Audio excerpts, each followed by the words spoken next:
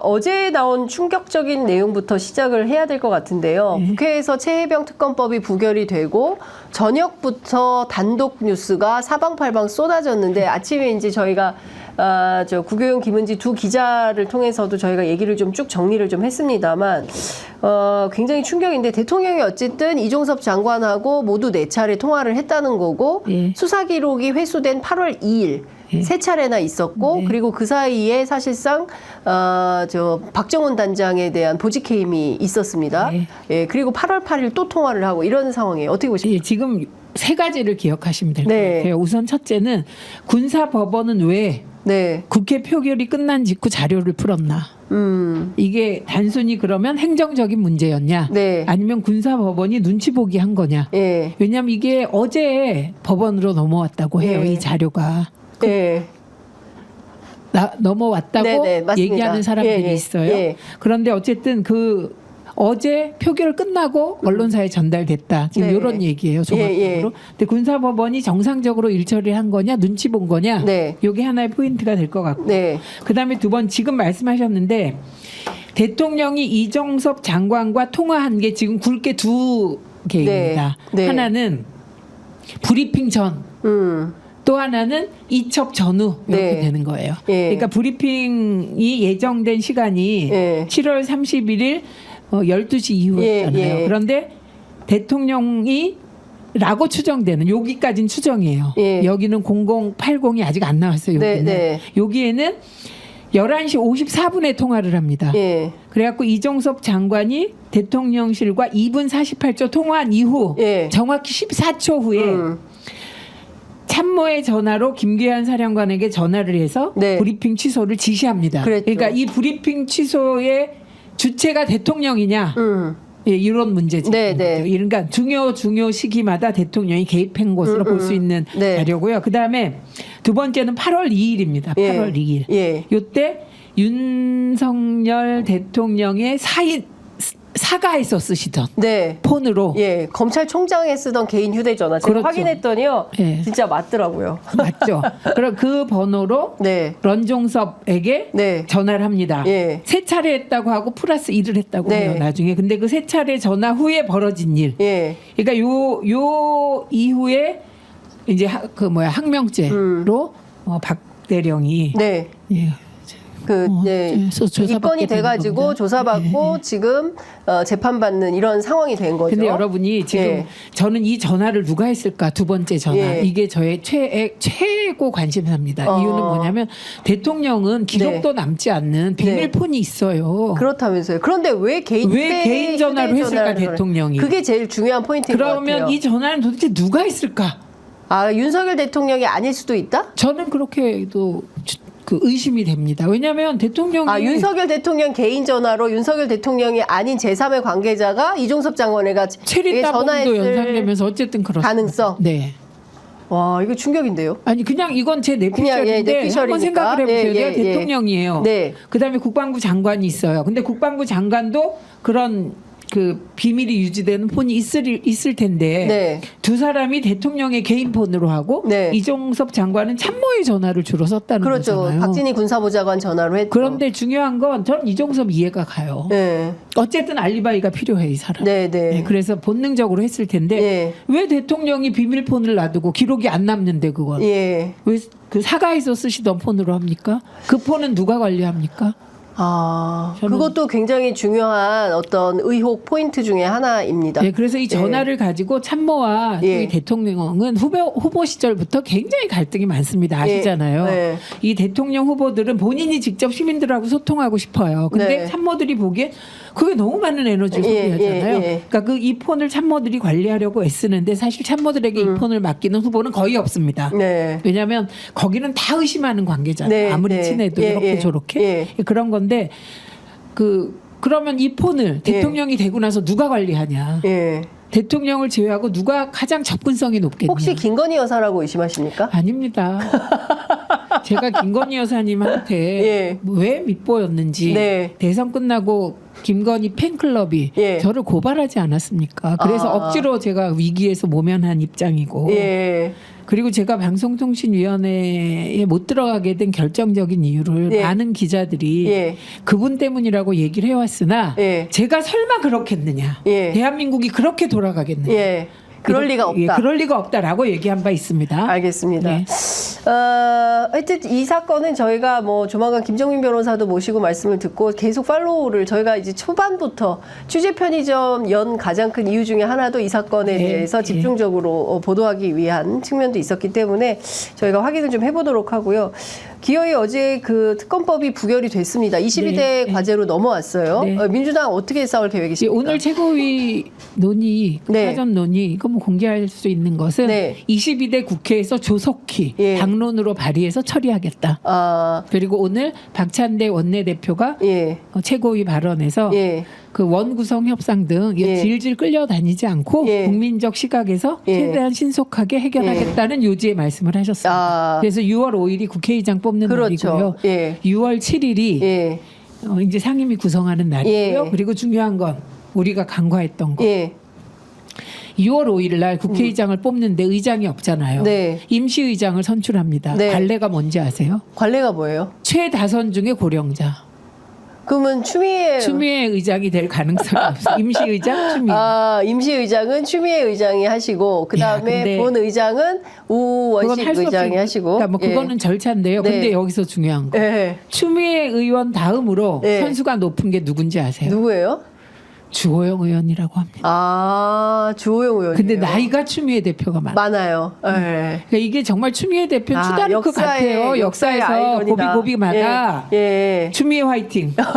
그러네요, 정말. 예. 하여간 6월 5일 날 의장 선출을 하고 그러면 6월 7일 날 상임위 구성을 하는데 여기서 국민의힘이 또 반대할 거 아닙니까? 그러나 뭐 개의하지 않고 국민적 시각에서 해결하겠다. 처리하겠다. 그게 방침입니다. 어제 그 조국혁신당의 황운하 원내대표가 민주당과 야칠당이 함께 연대해서 최혜병 특검법을 1호 법안으로 통과시키자라는 제안을 했습니다. 좋습니다. 연대 1호 법안하면 되고 예. 민주당은 사실을 1호를 25만 원 지원으로 네네, 하겠다고 한다고 했잖아요. 했었잖아요. 그럼 민주당하고 예. 연대 법안으로 이거 하고 그렇죠. 그럼 됩니다. 그래서 저는 예.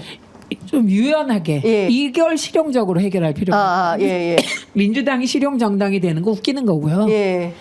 그 실용 정당 최근에 주장하잖아요. 누가. 예. 근데 그 실용 정당 하자는 무슨 뜻이냐면 예. 민주당 강령 1호의 1. 예. 지금은 뭐 우리가 조국의 평화와 뭐와 예. 뭐 이런 건데 그거 다 빼고 1 실용을 지향한다. 이렇게 늦자는 의미예요. 그건 말이 안 되죠. 말이 안 예. 되죠. 그래서 일 처리를 실용적으로 했으면 그렇죠. 좋겠다. 그래서 예, 예. 민주당은 민주당의 1호 법안 각자 다 낼 거잖아요. 그렇죠. 민주당 내고 조국혁신당은 한동훈이잖아요. 그래서 다 내고 하고. 연대 1호 법안으로 했으면 좋겠습니다. 네. 저는 뭐 찬성입니다. 예. 그리고 법안들 동시다발로 내서 그럼요. 또 처리하면 예, 되는 예, 거니까요. 맞습니다. 그거를 꼭 뭐 1, 2, 3, 4 줄 세워서 순번대로 할 필요는 없는 거 필요 아니겠습니까? 없습니다. 그게 권위주의적 사고가 요만큼이라도 남아있으면 다 잘라버려야 되고 네. 그리고 이래서 법사위가 더 중요해지는 겁니다. 법사위원장 누가 합니까? 저는 뭐 지금 뭐 누구야 박주민 의원도 잘할 것 같고 정청래 의원은 좀 더 잘할 것 같고 예. 전현희 의원도 잘할 것 같고 다 잘할 것 같습니다. 세 명이 지금 3파전입니까? 예, 지금 3파전으로 되고 있습니다. 그렇군요. 어쨌든 그 뭐 내용을 좀 지켜보도록 하겠습니다. 예.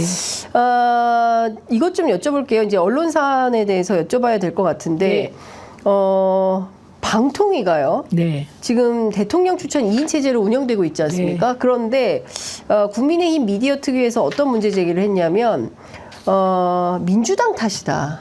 그러니까 그게 민주당 요것만 읽어줄게요. 민주당이 아전인수 판결문 해석을 중단하고 방통위원 추천 의무를 이행해야 된다라고 비판했습니다. 이게 무슨 뜻인지 아시죠? 네.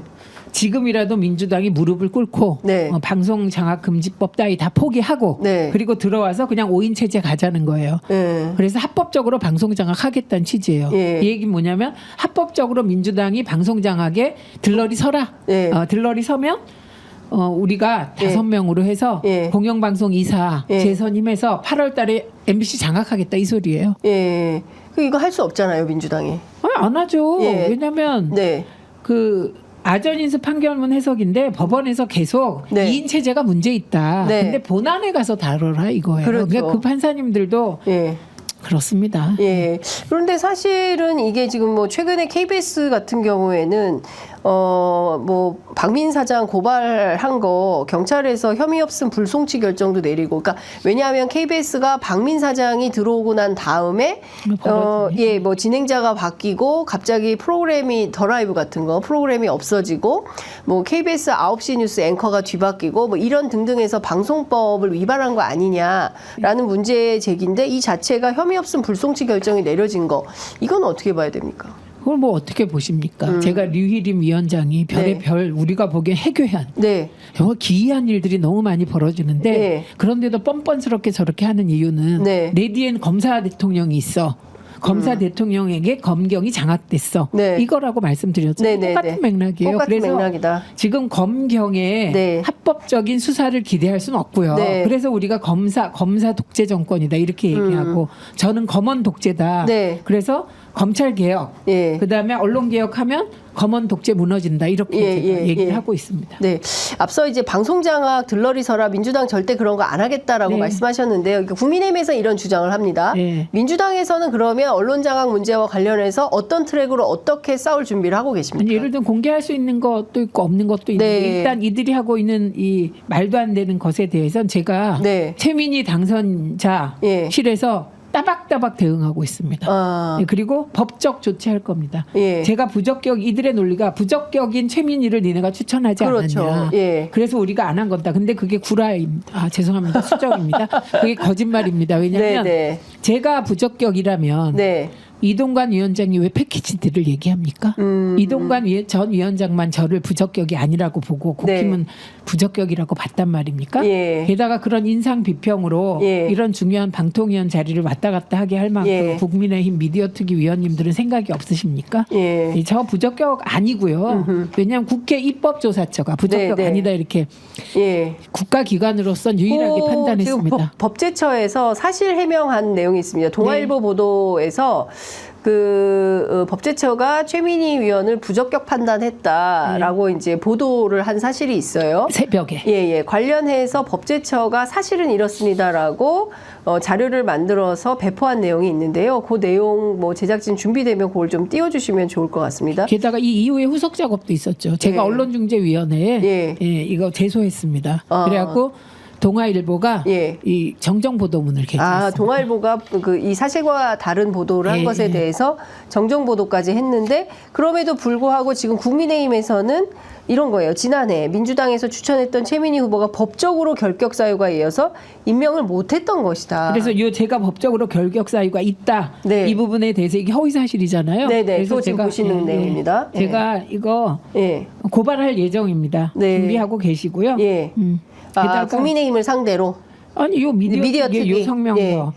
그다음에 이상휘라는 분이 뭐 여러 가지 얘기했잖아요. 이번에 당선인입니다. 당선인인데 이분이 혹시 그 첫 청첩장이잖아요. 청첩장. 그런데 그거보다 방심위원을 하다가 윤석열 캠프 들어가기 위해서 방심위원 사퇴한 분이라고 알려져 있는 분입니다. 그런 분이 저에게 제가 국회 나가려고 방통위원 그만뒀다는데, 제가 그렇게 성견지명이 있고 그렇게 능력 있는 사람이 아닙니다.